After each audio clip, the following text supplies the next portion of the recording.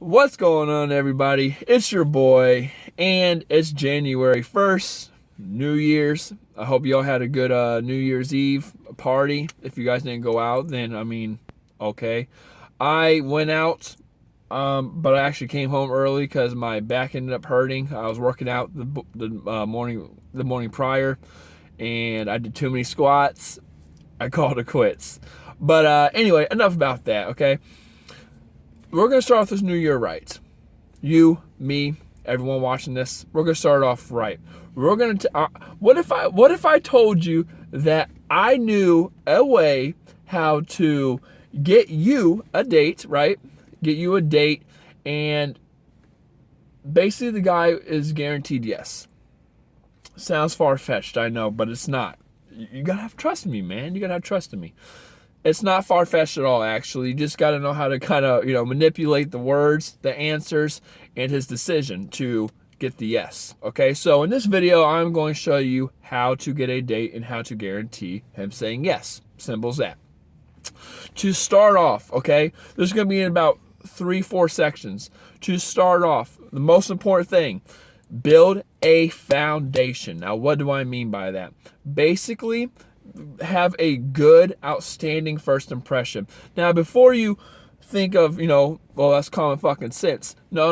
Let me tell you why the first impression is so good and the actual thing you need to focus on.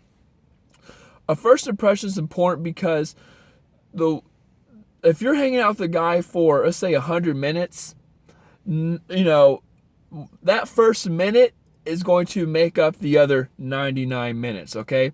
What he feels and sees in you in the first minute is going to alter his mind, his decisions, his actions in the other 99 minutes. I can't express that enough. If he doesn't see you as a dating option in the first minute, then you're out. If he sees you as a friend, you're out. If he sees that you're crazy, clingy, something like that, you're out. That's just how it is, okay? So you have to build a good foundation, a good first impression. In fact, I would say, here's a better way of putting it. Let's say I'm a teacher. If I go into a classroom, let's say I'm a new teacher. If I go into a classroom and let's say I'm nice to everybody, okay, all the new students, and I'm trying to be buddy-buddy with all of them, I'm going to get walked over fast. And even if I say the second half, I'm like, I'm going to come back more stern and I'm going to show them some discipline and show them who's boss, okay? The students are still going to try to test me because they see that's not my natural element. My first impression is what, is the lens they see the rest of that year through. So they're going to try to push my buttons and see where they can, see how far they can take me before I actually flip. And with that being said, vice versa. Let's say I go in there very strict. Let's say I go in there evil, strict, disciplined, stern, and stuff like that. The students are going to be like, holy fucking shit, this person's crazy. He's stern. He's strong. He doesn't mess around. There's no wiggle room. But even if I wiggle up later on, the students are going to loosen up with me, okay? And they're not going to push me so much because they don't want me to get back into my natural element, which was the stern thing, okay? So look at it like that. First impressions are everything.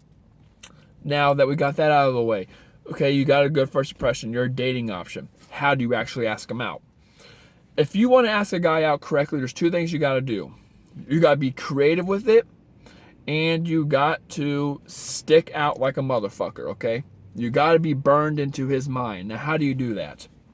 Usually when nowadays people are asking each other out, they're usually doing it through texting. It's simple texting. I mean, just like words, like actual words, just texting. Nothing fancy, just, hey, you want to go out with me? And the reason we do that is because we want to avoid confrontations, and it's easier that way. That's just how the male mind, or not, also I'm going to say male mind because we're talking about males here. That's how usually the male mind works. But for women, you need to step it up. You need to step out. It's like, think of it like a resume. If you want to stick out and get that job, you know what you're going to have to do? You're going to have a better resume. It has to have better things on it.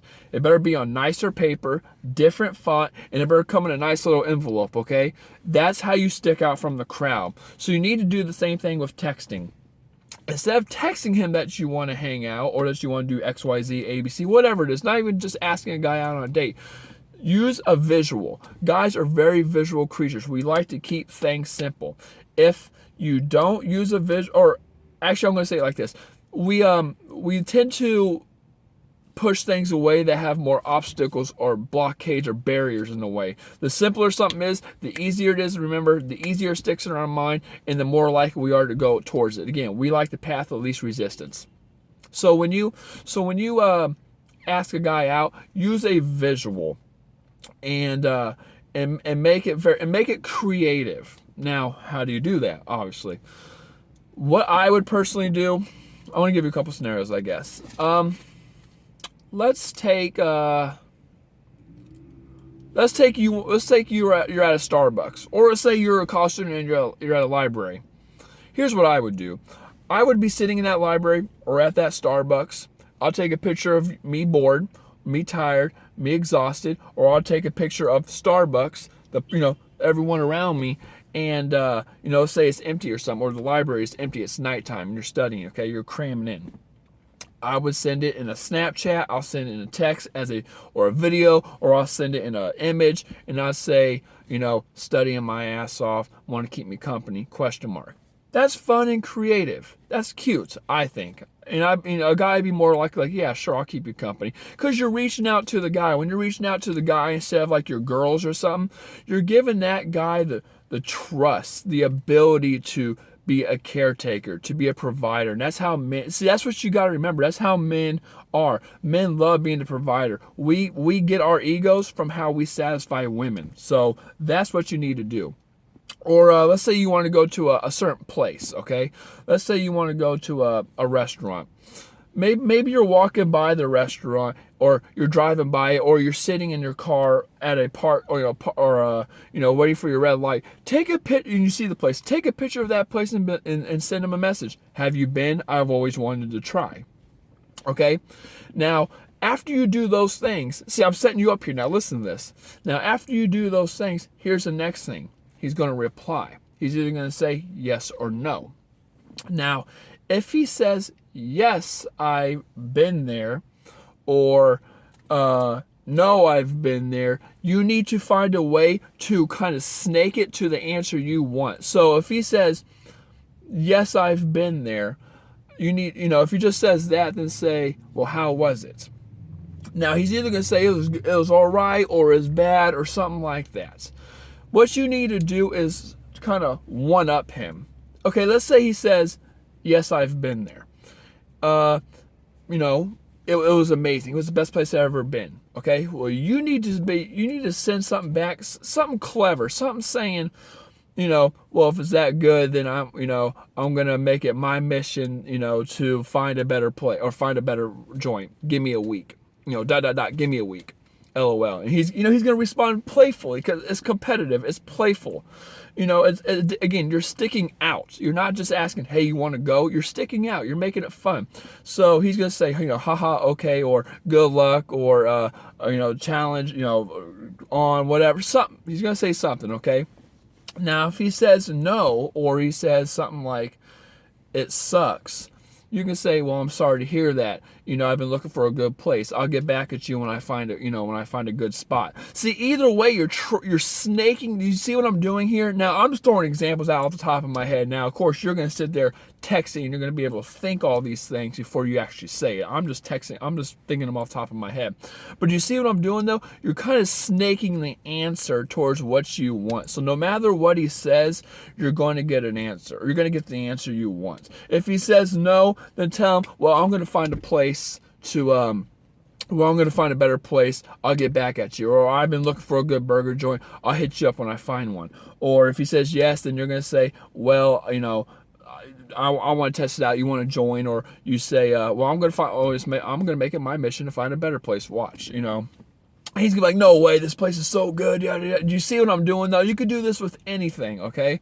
If he says, if you're at Starbucks, say if you ask him to join, he says no, say that's not a bad idea. That's not or no, it's not a bad idea, but you could say, it's not, that's better that way because I got to study LOL. Biology's, been a pain in my ass. And then cut them short. You got to cut it short, okay? Because you got to get back onto what you're doing. You got to seem busy, okay? You're just kind of reaching out. Or if he says yes, then he's obviously coming out there. Now, the last thing you want to do is what I call matter of facting. And what that basically is you're doing it no matter what, okay? So if you're at the coffee shop and you send that text, guess what? You're already at the coffee shop. You're doing it no matter what. You're not coming off like you're asking him. You're asking him to join you. There's a difference. You're not asking him on the date. You're asking him to join you. So the balance of power is still the same. Sorry, I'm burping. I got what's it called? The power balance is still the same. The you're not coming off needy or desperate because you're already doing this action. Or if you take a picture of that burger joint or that whatever it is, you're already there. You're already taking a picture of it. You're driving by. You're asking him a question. You're not coming out directly and asking him on the date. So you see how this works? Not only are you snaking your way towards the answer, you're doing it in a very nonchalant way because it's a matter of fact. Whatever you ask him to do, I don't care if it's going to a gym, I don't care if it's going on a date, I don't care if it's to hang out, I don't care if it's to keep you company at Starbucks or while you're studying. Do it anyway and then ask him to join. There's a difference, okay? There's a big difference on joining and then asking someone something. When you're asking, you're seeking validation. You're looking to them for the answer. But when you're already doing something, you're asking him to participate in with you the action. There's a big, big difference. So with that being said, you gotta build a good foundation. You gotta make sure you stick out. You're very creative. Use visuals. You gotta do matter of fact kind of things. You gotta snake your way to the answer you want, and you will basically get the date. Believe me, I have done it to people and it has been done to me, and it works every single time. And again, it only works because, in my opinion, you're sticking out. You have a good first impression, and it's just very nonchalant. Like he's never going to see it unfold. Everything I'm telling you unfolds naturally. There's no awkwardness, okay? Because no matter if he says yes or no, it's like, okay, whatever. He says yes, great. If he says no, then go on and do your thing. Because, again, it's a matter of facting. You're doing it anyway. So with that being said, I love you guys. Have a good New Year's. Peace.